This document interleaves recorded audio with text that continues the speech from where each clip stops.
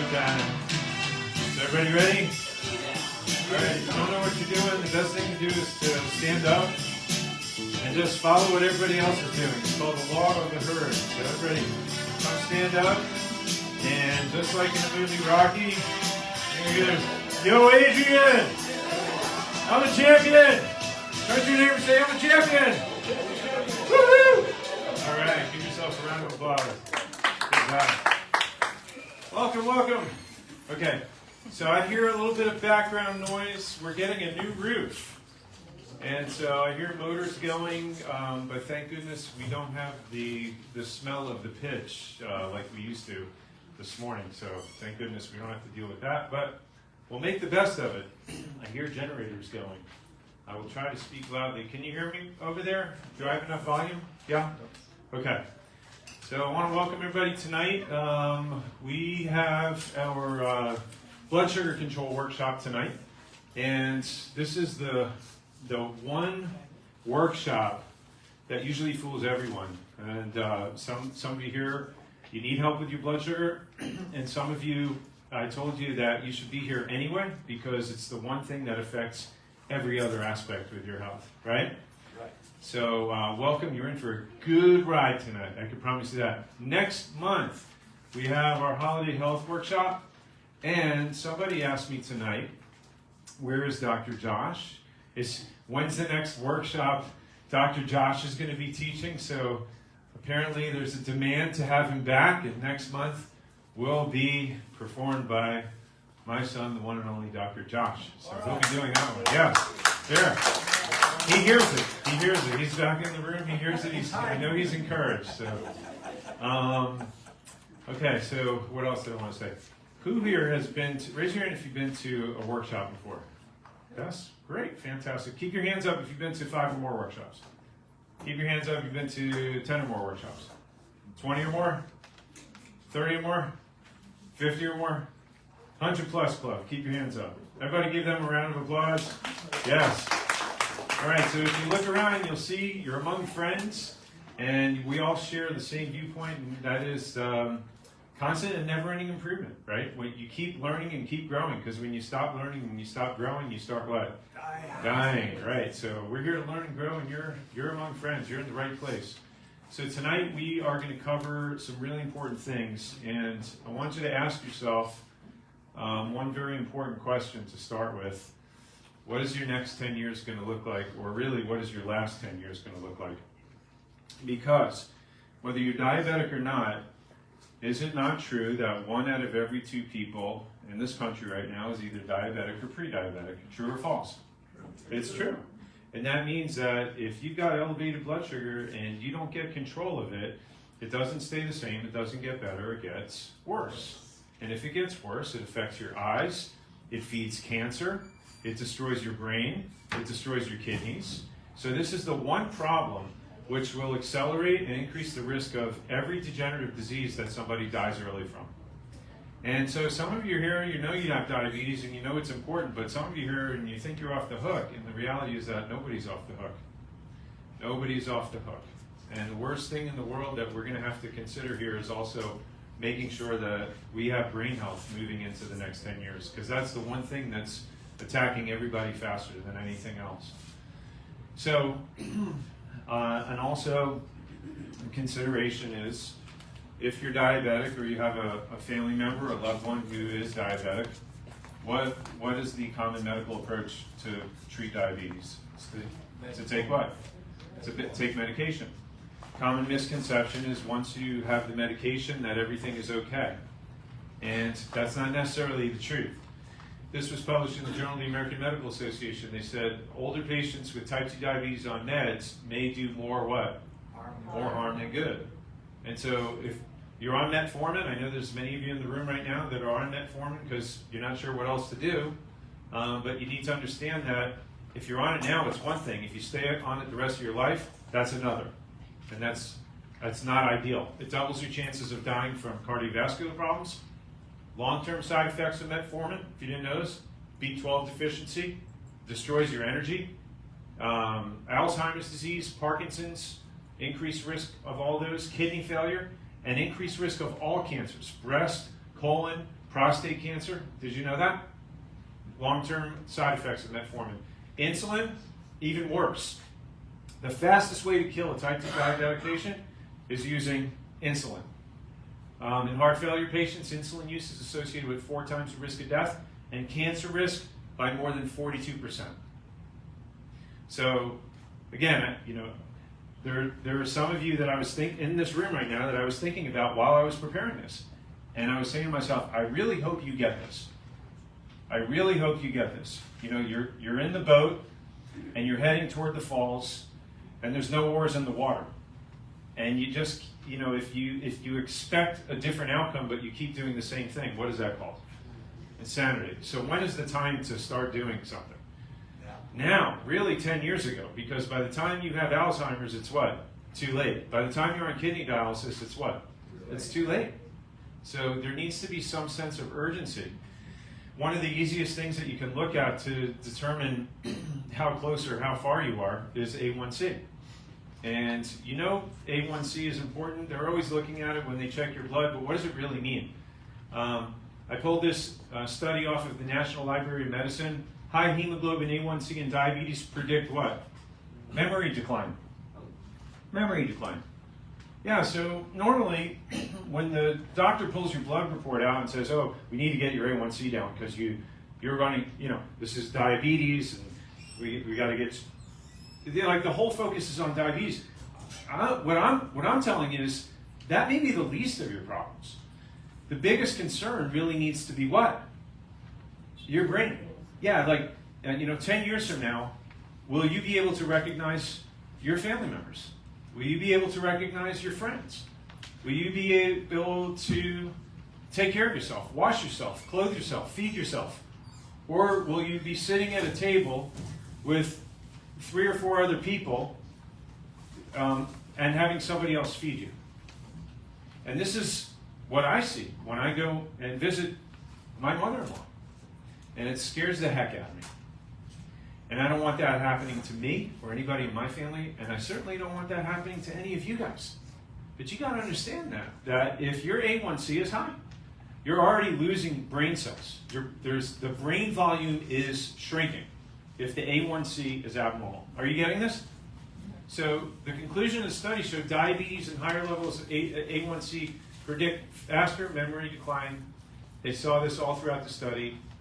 And this is a United States study.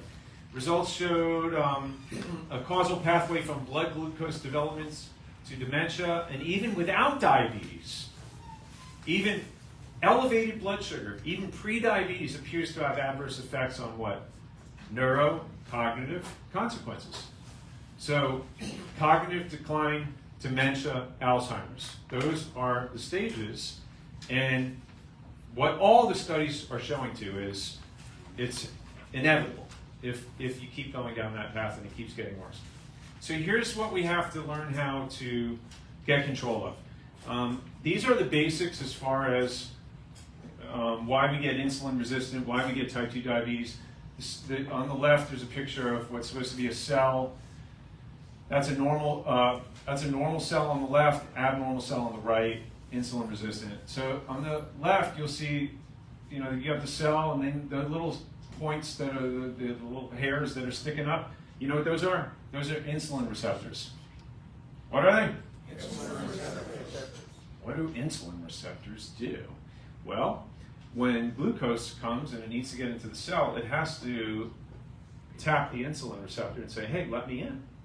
And that's what it does. So the glucose gets into the cell by way of the insulin receptor. So glucose can't get into the cell unless there's an insulin receptor. It's the lock that opens the key. Does that make sense?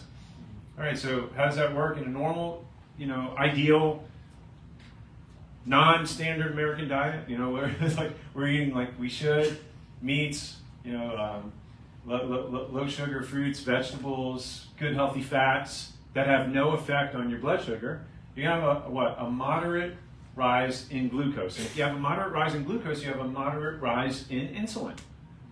And the cells are not overwhelmed in that point. The insulin receptors are not overwhelmed, and they can easily take all the glucose and get it into the cell, right? But in the standard American diet, where we have lots of what? bread, pasta, potatoes, grains. What does that do? That provokes an insulin response. All that glucose provokes an insulin response, and it stays sustained. So now you have all this glucose swung around the cell, and it overwhelms the insulin receptors. And because of that overwhelming, they start to shut down. The insulin receptors shut down, they go on strike. Now what happens? If the insulin receptors aren't functioning, how does the glucose get into the cells? They don't, right? And that's when your blood sugar starts to see the rise, because it's not getting into the cell. So that's insulin resistant. So there is a way to get those insulin receptors back to work again. And how do you think that happens? By giving them a reprieve, giving them a chance to come back to life. How do you suppose that happens? Change the diet. Yeah. Go easy on the sugar. Stop beating those insulin cells. Stop whipping those insulin receptors. Give it a chance to come back. And they do heal. But in the standard American diet and the typical things that we see on a daily basis that we eat, consuming breakfast, lunch, and dinner, we don't give it a break. And that's why that happens. Another thing is fructose. Well, what is fructose? It's the form of sugar that we find in fruit. And what else? Alcohol. Did you know that insulin resistance can also be caused by fruit and alcohol? It doesn't have to, it can totally bypass the blood sugar, the blood glucose or insulin. It's totally bypass it, goes straight to the liver. The liver is the only thing in the body that will process fructose and alcohol.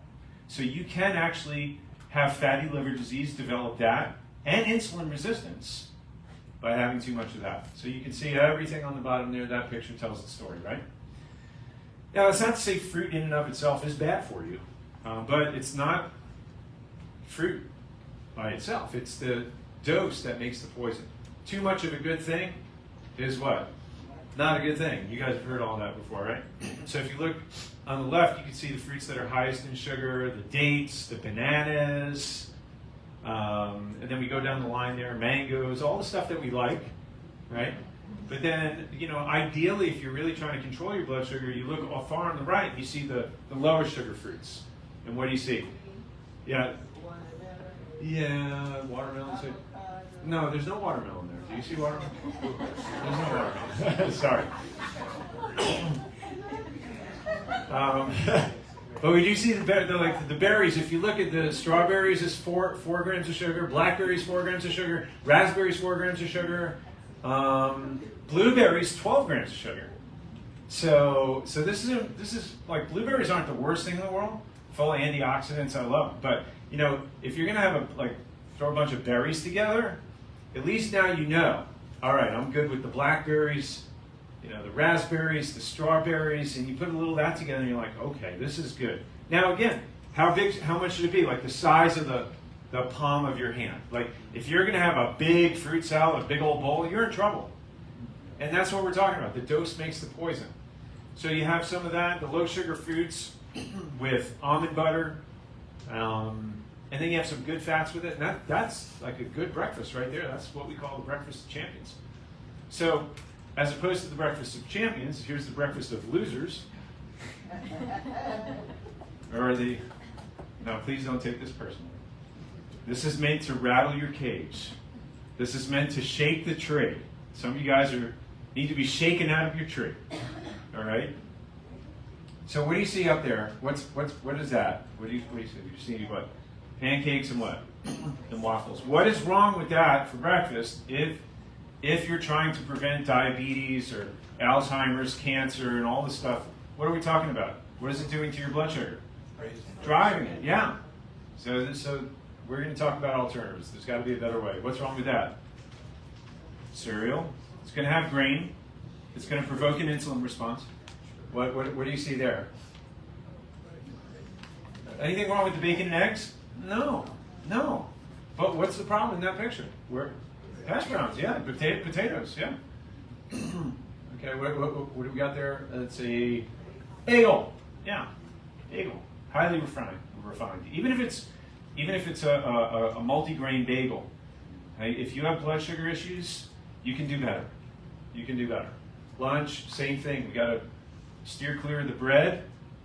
What's wrong with that? I love Chick-fil-A. Yeah, it's fried, number one. Number two, what do you got there? The bread. Got 86 the bread, right? And the French fries. And the French fries. That's right, the potatoes. You can see them in the background. What do you got there? A whole lot of what? A whole lot of mess, yeah. It's going to make a mess on your shirt with your blood sugar. So you got the tortilla, which is white flour, refined. Now you can get multigrain, but again, it's going to have an ill effect on your blood sugar if you already have blood sugar issues, especially. And then on top of that, inside there's rice. So yeah, we can do better than that. Okay, so what are we seeing there for dinner? Pasta, meatballs and spaghetti. Tell me what's going on in that picture. What's the issue there? Potato. Now, if you went to Outback or Longhorns and you got a steak and you got broccoli and you just got the green beans, would there be any problem with that? No problem with that. That's not going to do any damage. It's not going to provoke an insulin response. That's what we're looking for. And again, when they come with the bread basket, you say thank you, but no thank you. You gotta take control of that. Okay, so we're getting the picture now, right? We know what to do. Now we have to learn what to do instead. All those good comfort foods. All the good comfort foods, right?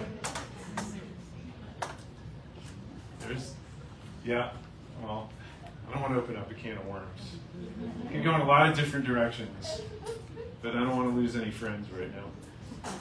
So what do we see? The problem is all day long it's just raising insulin. So when insulin goes up, insulin is a hormone. Insulin is the hormone your body uses to store fat.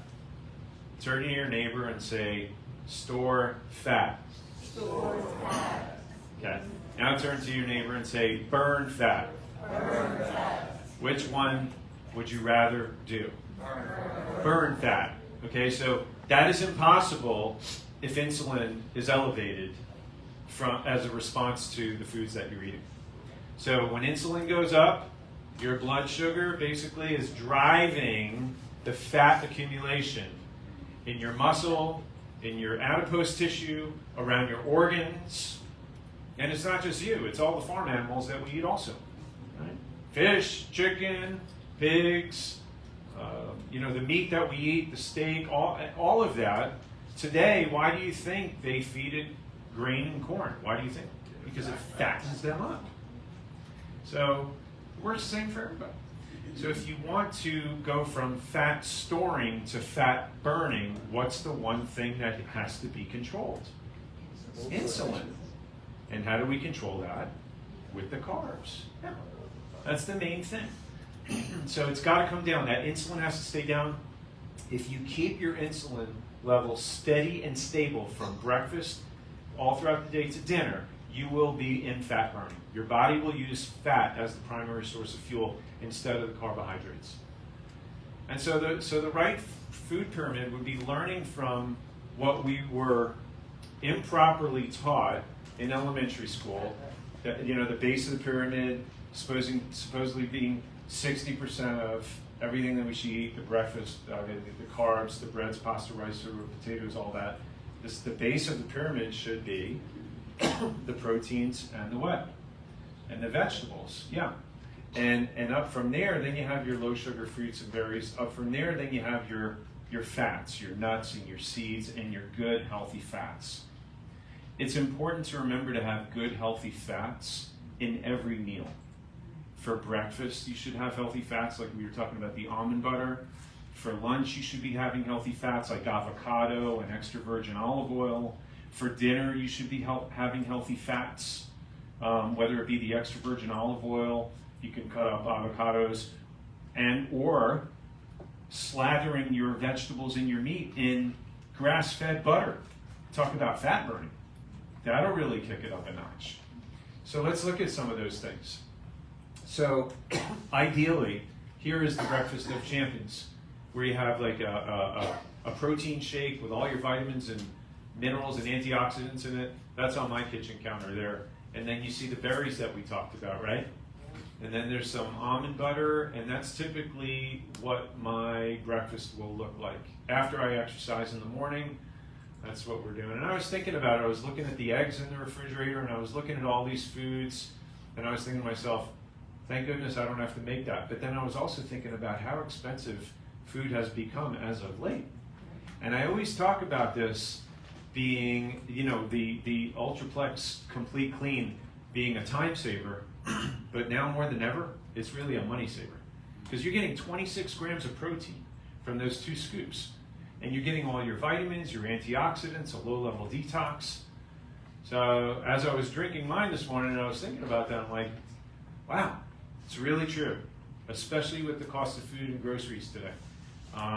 What else can you have? You got your scrambled eggs, you have all your veggies in there, your onions, tomatoes, green peppers. What are those? Those are carbohydrates, right? Those are carbs. They're low sugar carbs. And obviously when you make that, you want to, you can either use extra virgin olive oil or you can use the grass-fed butter. How about that? What do you see there? You see scrambled eggs. What else? And you got your avocado. You got your good healthy fat. What else? Yeah. Steak. That could be bacon. Obviously, the better bacons would be, like the turkey bacon or some of the healthier variations of that. But even if you didn't have the healthy variation, even if it was the bad stuff with all the nitrites and the nitrates, even though I wouldn't recommend it, would it provoke an insulin response? No. It would actually be fat burning because it's good healthy fat. So we're getting the point, right? So what's a good way to steer us through lunch? You have your protein source, which is chicken or fish or steak, meat, whatever it is. And you have your veggies. One of my favorites, Greek salad. I love Greek salad with grilled chicken. Lots of extra virgin olive oil. Lots of good healthy fats in there. Different variations of that. And this is another one of my favorites, a salmon Caesar salad.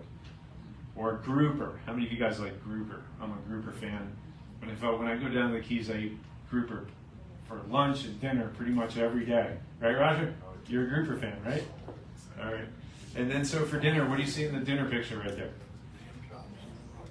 You see lamb. What else do you see? You see veggies, right? And what do you not see? Bread, right? Pasta, potatoes, something that's going to not only blow you up and feel like somebody kicked you in the gut, but also it's going to cause an insulin response. So this is how you control that. And salmon. What do you see in that picture? See a little bit of white rice. Okay, let's talk about that for a second.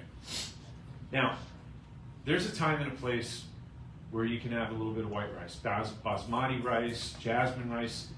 This leaves something called an alkaline ash in your body as opposed to an acidic ash. Lots of foods are acidic. They cause weight gain. They cause bloating and things like that. Basmati and jasmine rice leave an alkaline ash in your body. So they are the healthier types of rice.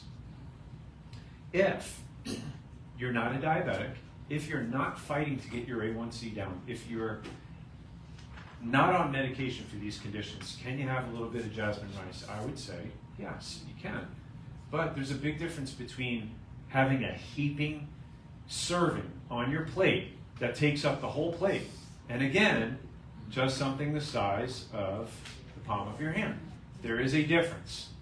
One will cause an explosion with your blood sugar, possibly, and the other one will not. You see the difference? So there are shades of gray. Everybody's different, but I put it up there because, again, when you have control of your health, you can enjoy some of these things in what? Moderation. Yeah. I do not have up there bread with any of these for a good reason. I don't have white pasta.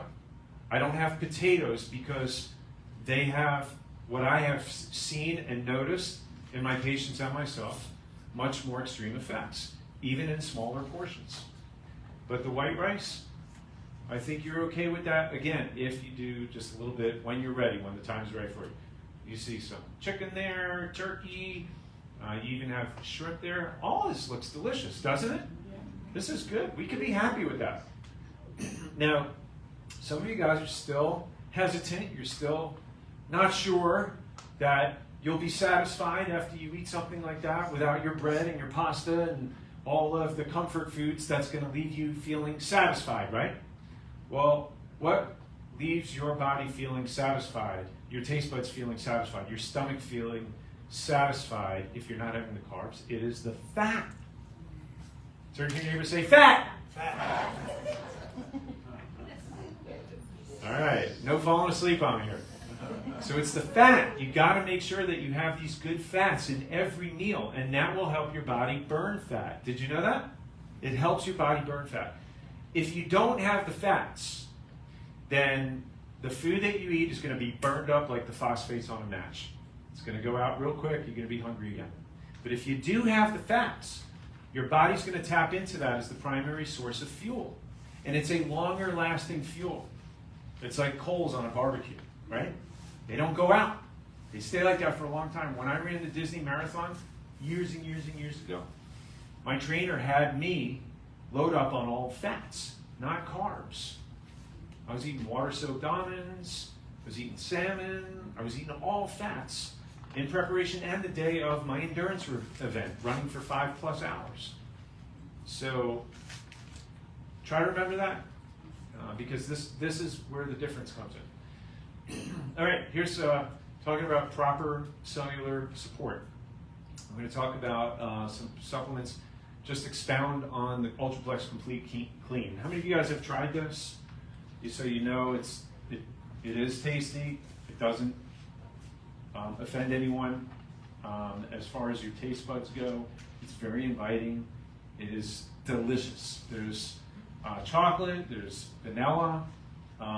I kind of alternate between both of them. But I talked to you a little bit about why I do this. Some folks use it as a meal replacement, which you can in the morning. You can use it. You can do a smoothie at lunch.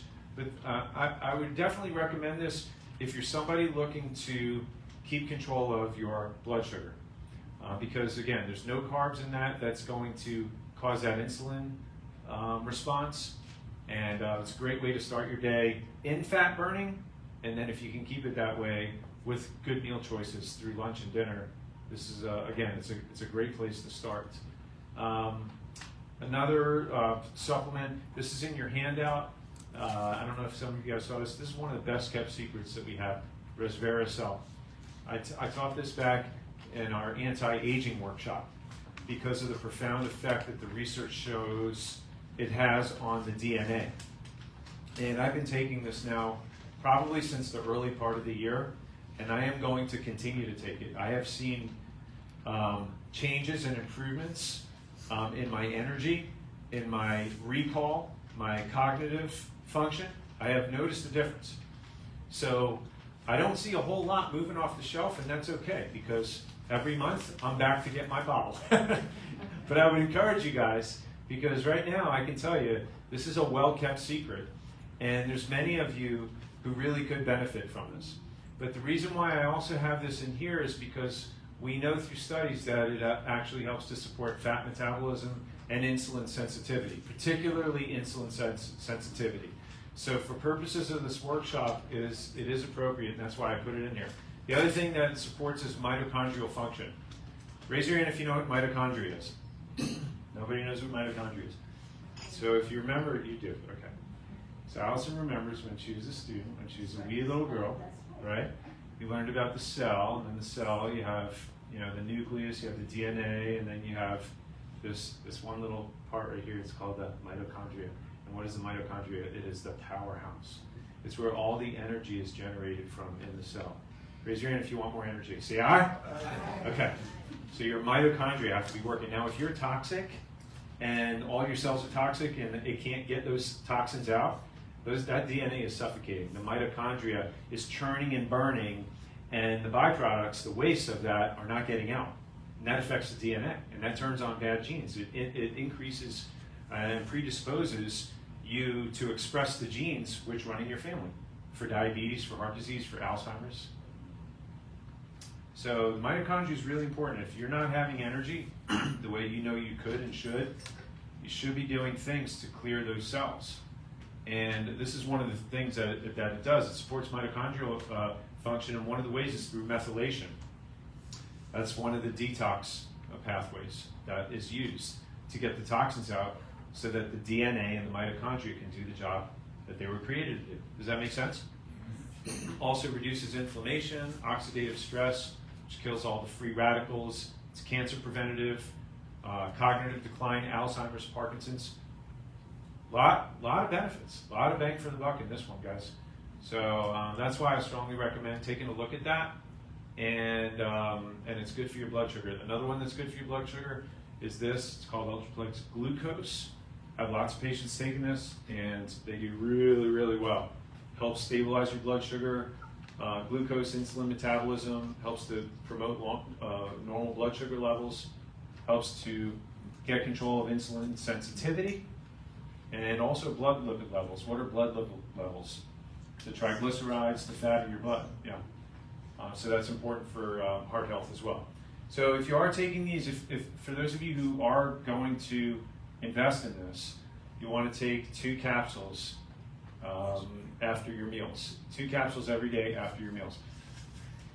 Some of you are wondering, well, will this interact with my medications? And the answer is no. These are nutraceuticals. These are natural. So these are not medications. And if you're looking to reduce and get off your medications, this would be a smart addition for sure. Another one that you might have heard of is called alpha lipoic acid. Has anybody heard of that? Alpha lipoic acid, ALA. So this is an important one. has a profound effect on healthy blood sugar levels. In addition to some other things, detox, like we just talked about, brain health, skin health, healthy inflammation, and your liver. Another one is berberine. How many of you guys have heard of berberine? Yes. So it's no secret anymore. Studies have already shown it's as effective as the drug metformin in correcting elevated blood glucose levels. So if you're diabetic, if you have blood sugar issues and you're serious about doing something about it, not applying it with something like this, you're really missing a big part of that.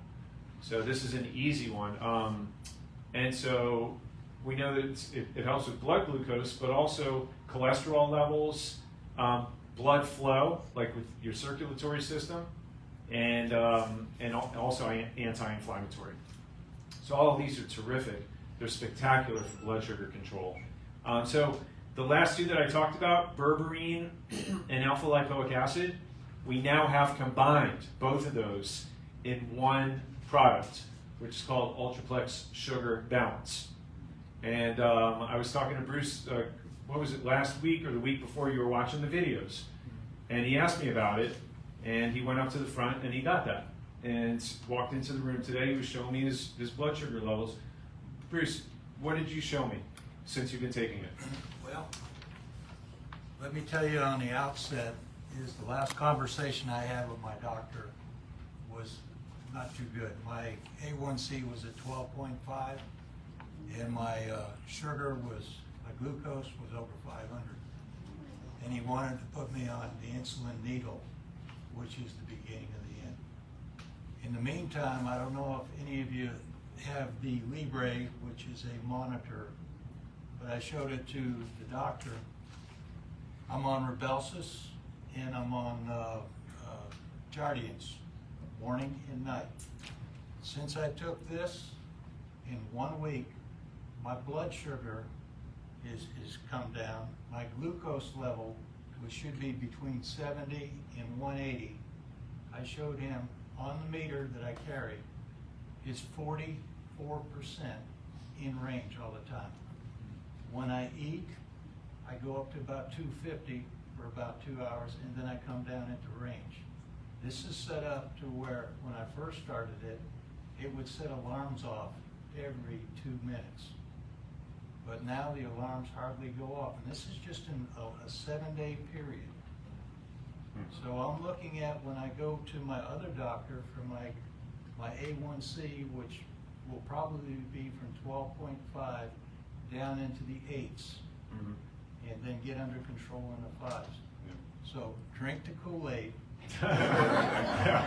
He always preaches in here, what you need to do is to apply what he tells you.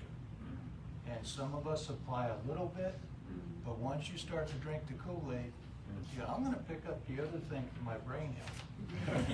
Thank you, Bruce. So give him a big round of applause. What he did tell you is he's down 30 pounds also. And this is over, a period of months.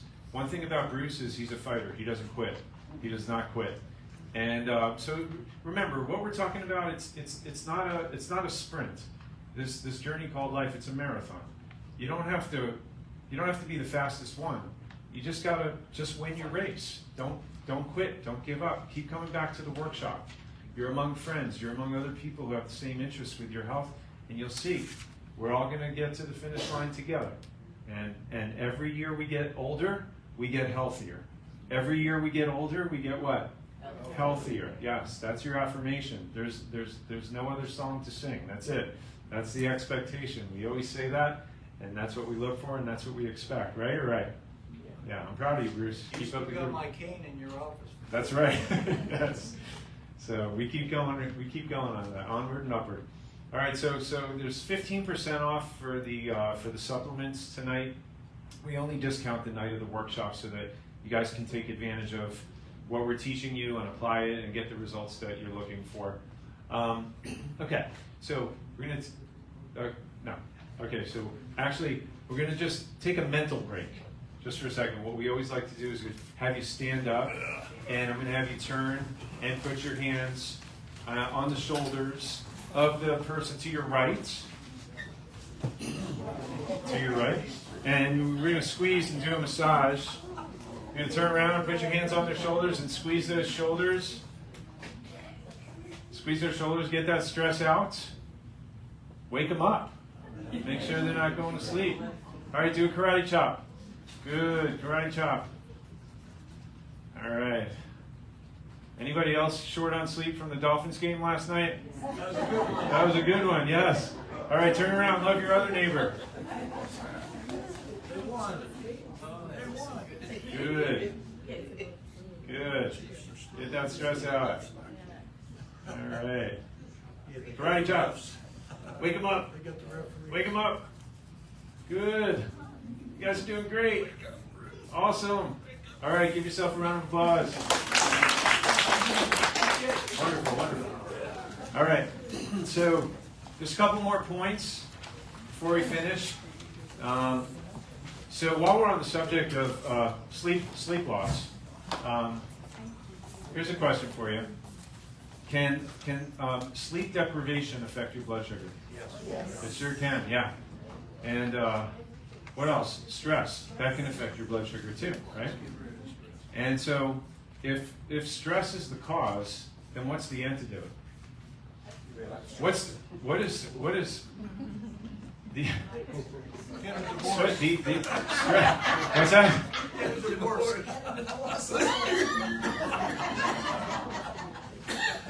Everybody's got their own poison, right? So stress comes from a lack of peace. And peace, the source for peace, can only be found where? In the Lord, in God. And so, we tend as humans to run around like chickens without a head, as we, circulate in the world and in our culture and our day, and we lose focus. But you will find that when you're stressed out, it's hard to get control of your weight. It's harder to get control of your blood sugar.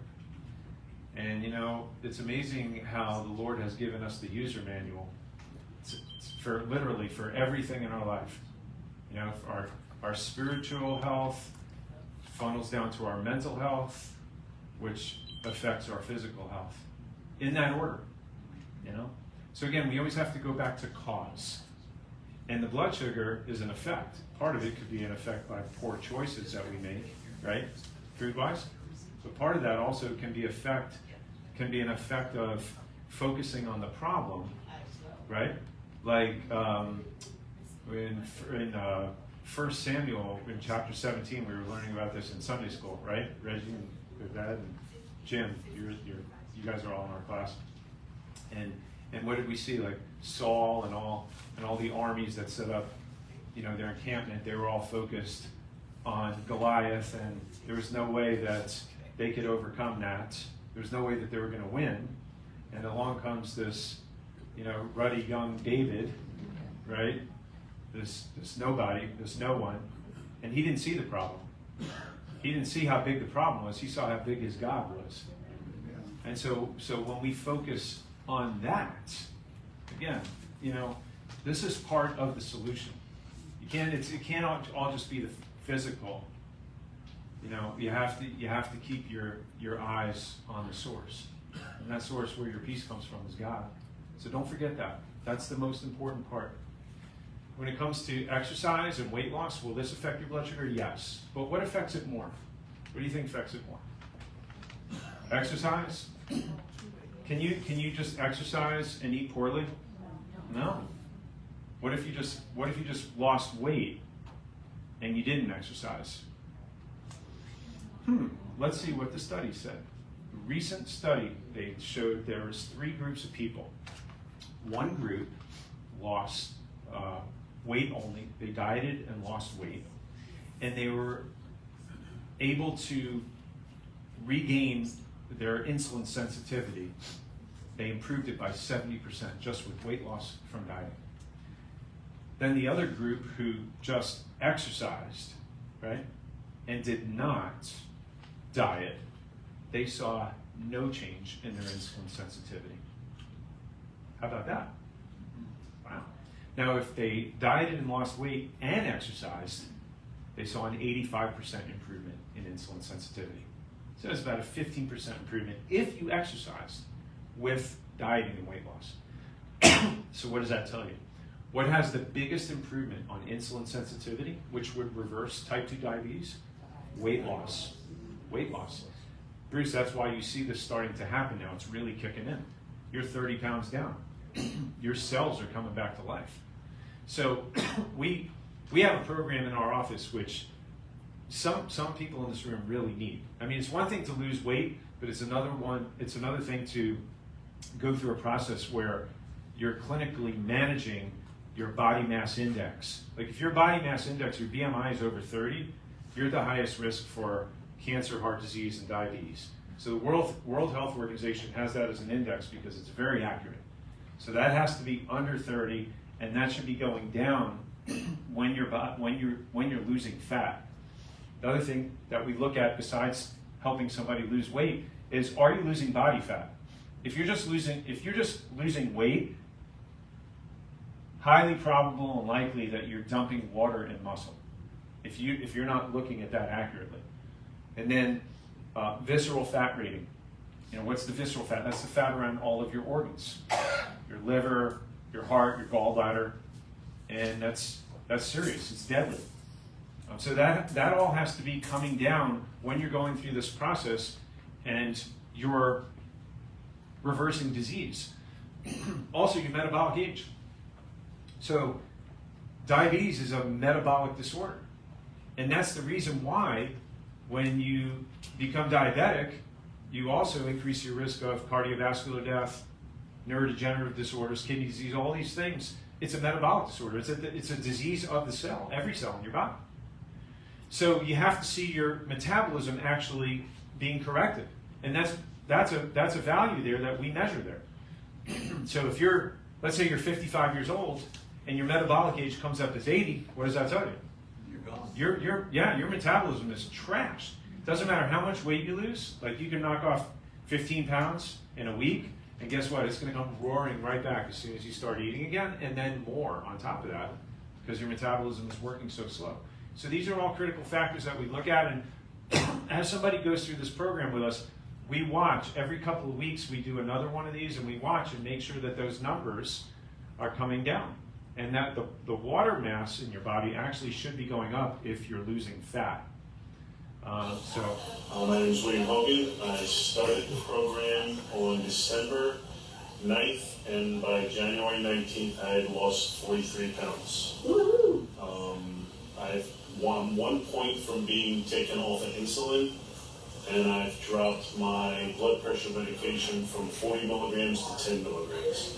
And hopefully within the next 2 weeks, I'll be completely off of blood pressure medication. That's Good morning, amazing. my name Thank is you. Kathy Stevenson. I'm so excited that I lost 20 pounds in 31 days. I met my 20-pound goal. So this is something that we've been doing. We put way over 2,000 people through this program since we started doing it 9 years ago. People come to us from different countries and different areas of this country. It's consistent. We have a manual that we give you. It shows you what to eat, what not to eat. There's a journal that you keep. We look through it when you come in. We do these follow-up weigh-ins. There are supplements that help to get your body into fat burning. Everything that you saw in those videos, it shows you how it corrects the metabolism and improves your blood sugar, reverses fatty liver disease, and we give you a guarantee, like if you don't lose at least 15 pounds, we put you through a second program at our expense. So I'm going through this because, again, there are some of you in this room who really, really need it. You've tried to do it on your own, and most of the time, for most of you, you need something more. You need supervision. And that's what this does. It eliminates the guesswork and guarantees the results. Most importantly, not just the weight loss, but correcting the health issues, the health condition. That's what this is about. Go. Yes. I'm Tom Brady. I've been, today's the 16th of April. I've been on the program my 43rd day now. I lost a total of 25 pounds, and I've cut my insulin down to under a third of what I was taking. Awesome. So I'm going in the right direction. Program works. Thank you. Okay, so if any of you would like more information on this, the place to start would be to get the body composition analysis. So you stand on the scale, and we'll get all the readings. I'll sit down with you. I'll explain to you what we found, if you're a candidate for the program, if it would work for you. I'll review your goals with you, and then go from there. But the place to start is with the test. So normally it's $99 for this event. It's $37. But if you are doing the program, we are doing a Black Friday big discount on that. But start with the test, start with the body composition analysis, and then go from there. But before you leave tonight, if that's something that you feel that you really need to do, talk to Deborah. She'll make an appointment for you, okay? All right, finally, what is the most important factor for proper metabolic function? The most important factor for metabolic function. There's one factor over and above all the other ones that makes the biggest difference. And that is your what? Your nervous system. Okay, so let's say you went out and you got all the supplements that I told you to get, but your autonomic nervous system was out of balance. And now the nerve system can't control properly and regulate your blood sugar. You know your blood sugar is regulated by your nervous system, right? Mm-hmm. Let's say you're eating good, you're exercising, you're doing all these things, you're managing your stress, but you're in sympathetic dominance on this. The fight or flight part of your nervous system is dominant. What does that mean? Your heart rate, your respiration, all that is elevated. You're under significant stress. What happens with that? Your adrenal glands become overactive. What happens with that? It secretes something called adrenaline. It secretes something called cortisol. When cortisol goes up, lots of inflammation spreading through your body. What does that do to a diabetic condition? Makes it worse. When cortisol goes up, guess what else goes up? Insulin. And then all of a sudden you're not burning fat, you're what? Storing it, yeah. So this all happens. You start gaining weight, your blood sugar's out of control, you're at risk for heart disease, it weakens your immune system, your risk of cancer goes up when your autonomic nervous system is out of balance. So what's the biggest factor? No matter how much you eat, how good you eat, how much you exercise, how many supplements you take, it's all for naught if there is imbalance or there's interference in your what? Nervous system. So what's the biggest factor? Right, Griselda? Nothing more important than your nervous system. The vagus nerve is right here and here. Where is that? Right out of the bottom of your skull. It leaves there and descends down to innervate every organ, cell, and tissue in your body. And what does it control? Your heart rate, your respiration, your digestion, everything. From those two little nerves that emanate from the base of your skull. And where do they go? They go right in front of the top bone in your neck, right here, which is called the atlas. Everybody say atlas. Atlas. There's someone here who can actually sing atlas. What does that sound like? Judith? At last. Anybody else heard that song? I've never heard that song before.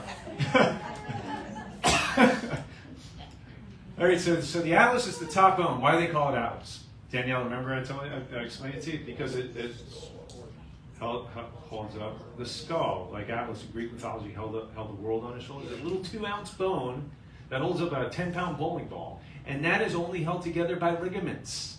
There's no disc above or below like the rest of the block chain in your spine. So, you see, it says right here, it can easily be damaged by excessive motions of the vertebrae caused by upper cervical instability.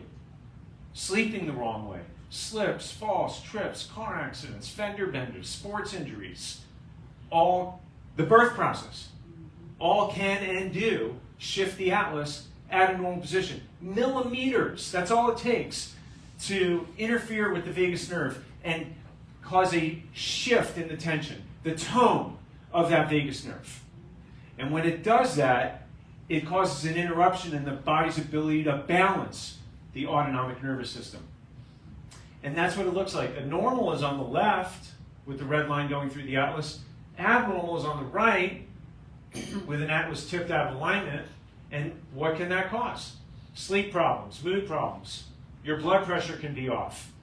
Vertigo, balance problems. Your immune system, frequent colds, flus, facial problems, eye pains, TMJ, digestive issues, blood sugar issues. All can be caused by a what? An atlas problem. That's too simple. Yeah, it is. The simple things were put here to confound the wise.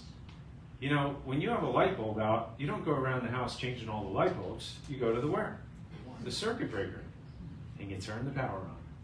And that's very often what needs to be done with a health problem, just an atlas. Now, that could be the cause of somebody's problem. But you know what? Even if it's not, wouldn't somebody without any symptoms or health problems, wouldn't they be better off without that? How is it possible to completely function at your God-given potential if you've got pressures sitting on your brainstem? And if you did, when would you want to find that out? Before or after you had a problem? Makes sense, right? So, sometimes it's below the atlas. Sometimes it's in the middle of the back or the top or the lower back. So you can see in the middle part of the back there, the nerves branch off and they go to the stomach and the pancreas. Can I give you an example? A lady walked into my office like this. She said, Dr. Yachter, my back is killing me. Can you help me? I said, what happened? She said, I don't know. I just woke up like that. I said, oh my goodness. That's terrible. She couldn't stand up at all. I said, come with me. So I took her in the back room there. I did an exam on her. And I took some x-rays. And I looked at the x-ray and I said, oh my goodness. That's horrible. The most decrepit looking spine I've ever seen. Twisted, wrenched, turned. Just a mangled mess. Right in that area. I said, Georgia, I found a problem. I see why your back is hurting. Come, follow me. And I laid her down on the table. And very, very gently, I started trying to move the bones into a better position. And I felt them moving a little bit. So I said, wow. Okay, come stand up for me. So she got up off the table. And something happened that I could not believe. I did not expect. She went straight up. Just like that. Like, oh my goodness. I didn't expect that. I mean, this was like 25 years ago. I was like early in practice. I didn't know what to expect. Like, well, I'm a hero. That's awesome. And I said, okay, I want you to come back tomorrow. I just want to make sure everything's okay. Come back tomorrow so I can check up on you. And she's like, okay. She leaves. About an hour later, somebody runs in off the street screaming at the top of their lungs, call an ambulance. One of your patients is passed out. What? So I ran out there, and there she is. She slumped over the steering wheel in her car. Passed out. her foot was on the brake and her transmission was in reverse. How cool. So I put it in park, went back inside. In a panic, I called the ambulance. And as I'm hanging up the phone, I'm thinking, oh, she's diabetic. I'll bet that has something to do with blood sugar. So I went in the refrigerator, got some orange juice, and I brought it out and I started dabbing her lips. And you know what happened? She started coming to. Yeah, like you could see the eyes starting to roll forward, and then all of a sudden the ambulance pulls up. And I just took a deep breath, big sigh. I said, all right, glad that's over with. I'm walking back in my office thinking to myself, that can't be good for business. Ambulance leaving my office. I'll be lucky if I don't hear from her attorney. I did not sleep at all that night. So I get up the next day and I'm panicked. I go back to the office trying to do my recon research, and I'm like, what happened? I got to figure this out. What happened? And I'll make a long story short. I'm taking care of people, and I see the door open. It's Georgia. Then the very next day, she's like, it's 10 o'clock in the morning. The door flies open, and she's standing at the front like this. I'm thinking, oh my goodness, this is not going to go well. She walks over to me, and as soon as she gets inches from me, she puts her arms around me, gives me this big hug. She says, Dr. Yachter, I don't know what you did yesterday, but I haven't slept this good and felt this good in 40 years. Can I have another adjustment? Yeah, you can have another adjustment. But before I do that, I need to show you something. You know, and I took her over to this chart over here, and I said, Georgia, you know, I thought I did something wrong yesterday, but I think I might have done something right. She's like, what do you mean? Are you going to adjust me or what? I said, well, look at over here. You see that middle part of the spine there? That's where the nerves go up to the pancreas and the stomach. And that's the problem that I found on your x-ray there. The bone was out of alignment, putting pressure on the nerve. That's what was causing your back to hurt. But that same nerve is the same nerve that was going over to your stomach and your pancreas. And when I opened up the nerve channel to take the pressure off the nerve, it started feeding function off to your pancreas. And your pancreas started regaining function and making insulin. But your pump was still on, so you got too much. And that's why you passed out. She said, that makes sense. So are you going to adjust me now or what? Yes, let's adjust you. So I kept adjusting her as the weeks went on, and wouldn't you know it, you know, she told me her doctor took her insulin. I mean, she was diabetic. She was type 1 diabetic. She had an insulin pump on her belt. And her insulin requirements started coming down. She went from 8 units down to 5 units, down to 3 units. In 5 months, she went from 8 units down to 0.8 units. The doctor called me up from the University of Miami. He says, we have Georgia eligible for a special study. We've never seen a 67-year-old brittle diabetic make a recovery like that. Would you be willing to share your clinical protocol with us? And that's how that whole thing happened. And I had to have the conversation with her. You know, Georgia, I wasn't trying to cure your diabetes. Was I trying to cure her diabetes? How did that happen? Well, yeah. So go back in her history, and what we saw was some of the traumas that she had. She went off a snowy embankment in Canada 30 years earlier. Car hit a tree, and she had a back injury. And that's what caused that. That's what caused that subluxation there, that bone out of alignment. And it stayed that way. She didn't have blood sugar issues until that point. And then thereafter, it got worse and worse. Yep. And all I did was opened up the nerve channel. Just trying to help her get her out of her back pain. I didn't know that was going to have an effect on her blood sugar. But you know what? What if that was the nerve going to her kidneys? What if that was the nerve going to her colon? Wouldn't have mattered. Wouldn't have mattered. Find it, fix it, and let the person heal and function the way they're supposed to, right? Does somebody have to have a disease or an illness for them to deserve to have proper nerve supply? Of course. Everybody should be functioning and healing at 100%. So when you look at a chart like this, you can see that this comes from Gray's Anatomy. And this says at the top, the nervous system controls and coordinates all organs and structures of the human body.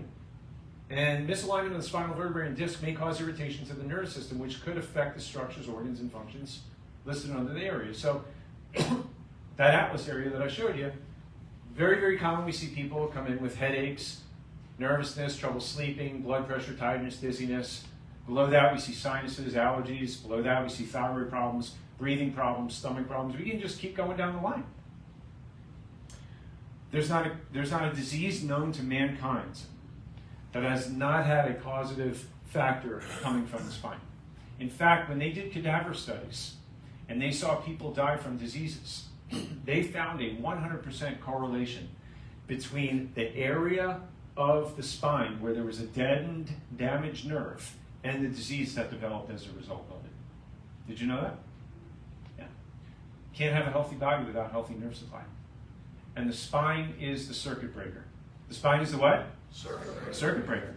How many of you guys want to make sure that all the circuits are on? Right. Well, how do you know that?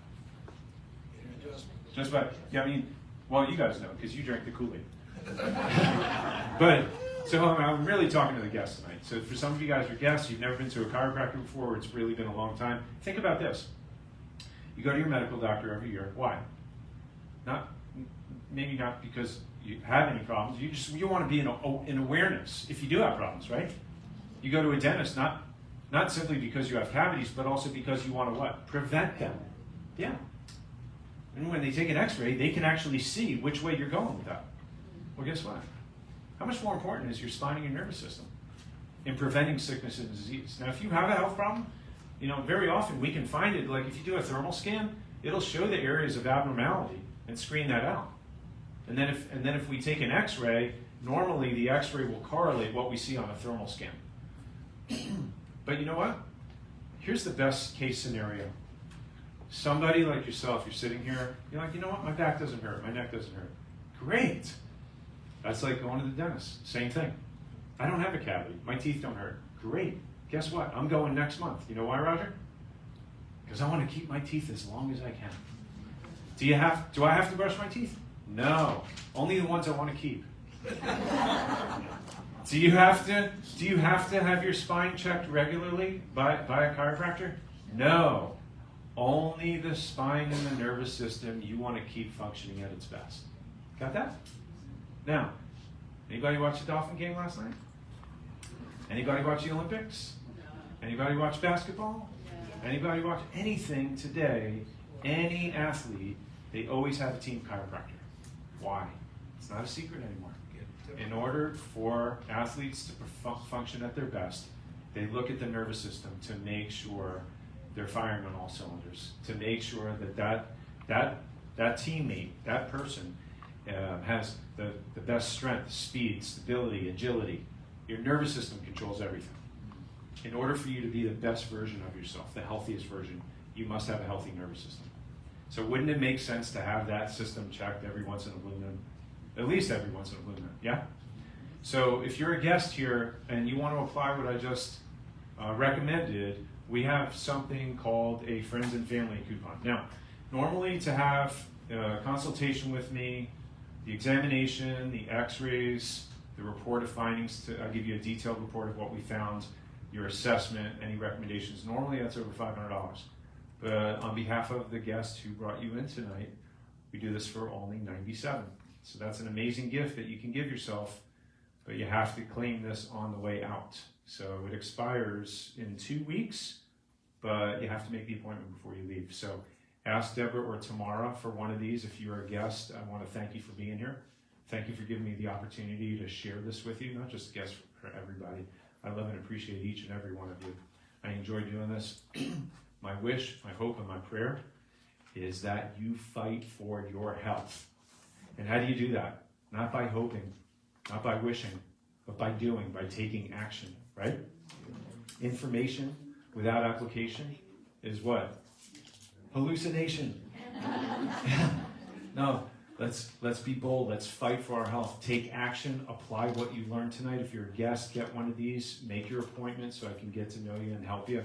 For those of you who need the supplements, remember you got the 15% off of that. If you want the body composition analysis, ask them up front. If you're a patient of mine under care now and you've never had that body composition analysis, I'll pay for that, no cost to you. But if you've already had one or you've never had it, it's $37. But ask them up front; they'll get you whatever you need. Thank you again for being here. Thank you guys. I appreciate you so much. Have a great night.